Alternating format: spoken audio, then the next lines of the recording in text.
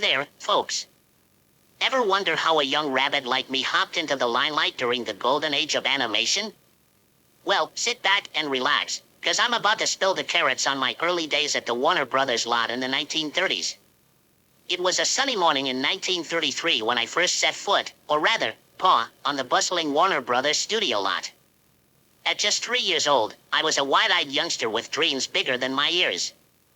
The air was thick with the scent of fresh ink and celluloid, mingling with the sweet aroma of orange blossoms that drifted in from the nearby groves. The sounds of typewriters clacking, directors shouting, and animators flipping through sketch pads filled the air like a symphony of creativity. The Warner Brothers lot was a vibrant tapestry of activity. Each building had its own rhythm, from the constant hum of the sound stages to the quieter, focused energy of the animation rooms. Everywhere I looked, there were people bustling about, bringing characters to life with every stroke of their pens. The sheer energy was infectious, making me feel like I had stepped into a world where anything was possible. "What's up, Doc?" I quipped to a passing animator who nearly dropped his coffee upon seeing a talking rabbit. He chuckled and replied, "Looks like we've got ourselves a real character here."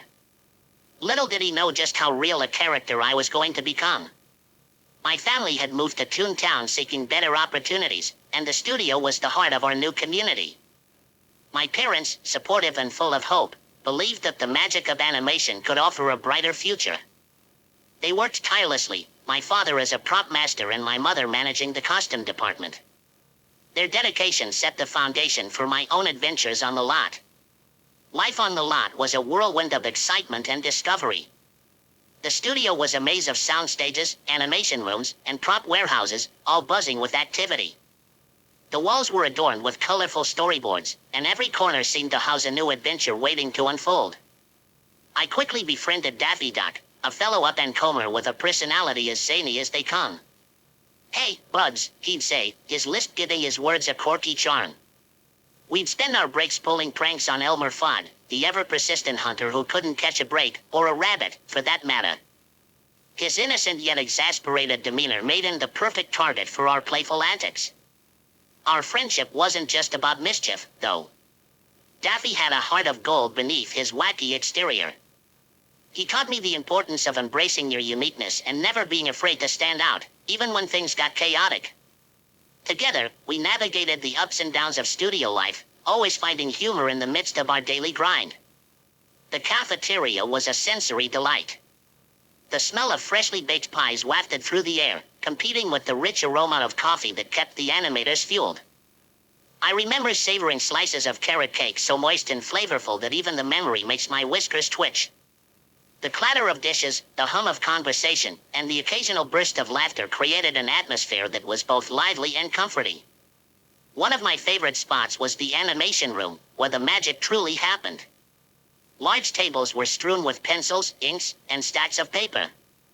Animators hunched over their work, bringing characters to life frame by frame. The rhythmic scratching of pencils and the occasional burst of creative brainstorming filled the air with a palpable sense of possibility. Watching the drawings transform into moving images was nothing short of mesmerizing. Work was anything but dull. One day, the director approached me with a mischievous gleam in his eye. "Buds, how do you feel about doing your own stunts?" he asked. "Well, I've always been a fan of living on the edge," I replied with a wink. That led to a series of scenes where I'd chase after elusive carrots, only to find myself narrowly escaping dynamite explosions, falling anvils, and other outrageous traps set by none other than Wall-E, Coyote. The thrill of dodging danger was exhilarating. The bright flashes of the explosions, the smell of smoke in the air, and the adrenaline coursing through my veins made me feel truly alive. Each stunt was a lesson in creativity and resilience. There were plenty of times I ended up with singed fur or a lump on the head from an unexpected encounter with a frying pan, courtesy of Granny, who had a surprisingly strong swing for someone her age. Her no-nonsense attitude and surprising agility kept us all on our toes. She had a way of blending toughness with warmth that made her a beloved figure on set. One memorable day involved a particularly tricky scene where I had to navigate a maze of giant carrots without getting caught by Wall-E. The setup was elaborate, with oversized vegetables creating a whimsical yet challenging environment. The scent of fresh carrots was overpowering, almost disorienting, as I darted through the maze, the sound of Wally's frustrated grunts echoing behind me. The tactile sensation of the soft, crunchy carrots brushing against my fur added to the immersive experience. Despite the chaos, there was a rhythm to our work. Each take was a dance of precision and spontaneity, where timing and improvisation often made the difference between a good scene and a great one. The camaraderie among the cast and crew created an environment where everyone felt valued and motivated to give their best performance. Despite the occasional bumps and bruises, the camaraderie on set was unmatched. We were more than just colleagues, we were a family. Each character brought their own flavor to the mix. Tweety Bird, with his innocent demeanor, often regaled us with tales of outsmarting Sylvester the cat. Marvin the Martian pondered the mysteries of the universe, his monotone voice somehow endearing. Porky Pig, with his stutter and unwavering optimism, provided a steadying presence amidst the chaos. Even off the set, we spent time together. We'd gather at the Acme Lounge after a long day, the atmosphere thick with the scent of popcorn and the sound of jazz tunes playing softly in the background. The velvet cushions on the chairs were worn but comfortable, and the dim lighting gave the place a cozy, clandestine feel. It was our sanctuary, a place where we could unwind, share stories, and plan our next big antics.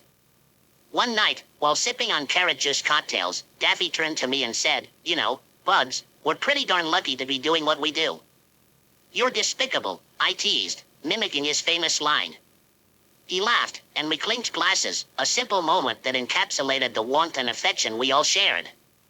It was these little moments that made the long hours and demanding schedules worthwhile. The bonds we formed were strong, built on mutual respect, shared laughter, and a collective passion for storytelling. Elmer Fudd, despite being our foe, was treated like family. His persistent attempts to catch me were all in good fun, a running gag that kept everyone entertained. There was a mutual understanding that our rivalry was part of the magic we created together. It was a delicate balance of tension and camaraderie that added depth to our performances. Granny, with her frying pans always at the ready, was another fixture of our little family. Her tough love approach kept us grounded, reminding us of the importance of perseverance and humility. She had a knack for turning even the most frustrating moments into opportunities for growth, teaching us to find humor in our struggles and to always keep pushing forward. Outside our animated bubble, the real world was grappling with the hardships of the Great Depression. Bread lines stretched around city blocks, and the atmosphere was heavy with uncertainty. We felt a responsibility to bring a bit of joy and escapism to audiences who desperately needed a reason to smile. Budget cuts meant we had to get creative.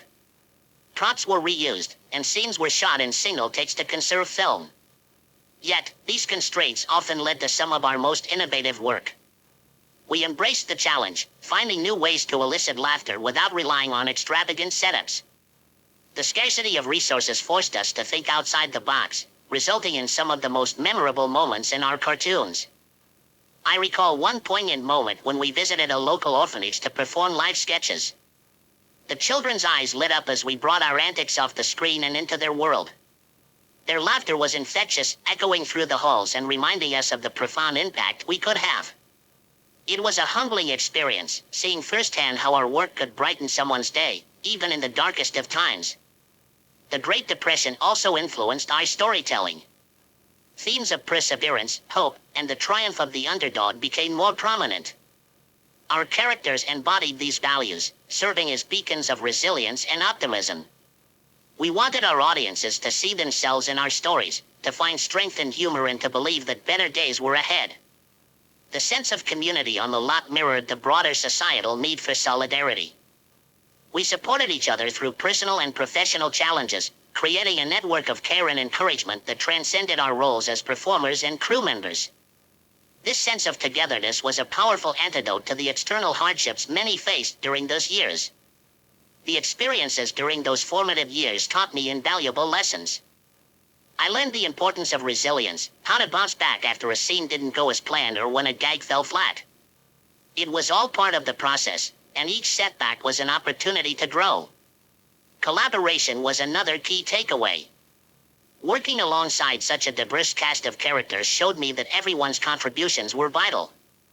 Whether it was Porky Pig's comedic timing or the Roadrunner's silent but speedy performances, We each brought something unique to the table.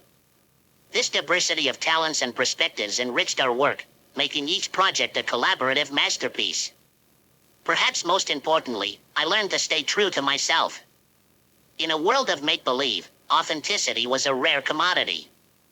By embracing my quirks, like my penchant for cross-dressing to outwit foes, I connected with audiences on a deeper level.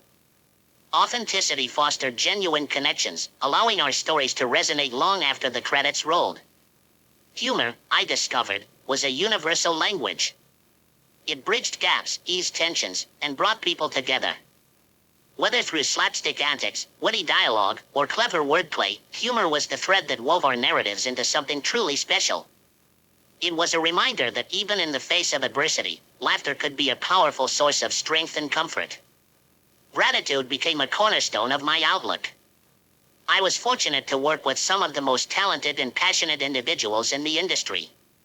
Recognizing and appreciating their efforts fostered a positive environment where creativity could flourish. It was a lesson in humility and recognition, understanding that every role, no matter how small, was integral to our collective success. Now, as I sit here nibbling on a crisp carrot, I often find myself lost in nostalgia. The 1930s were a simpler time, filled with both challenges and triumphs that shaped not just my career, but who I am as a rabbit.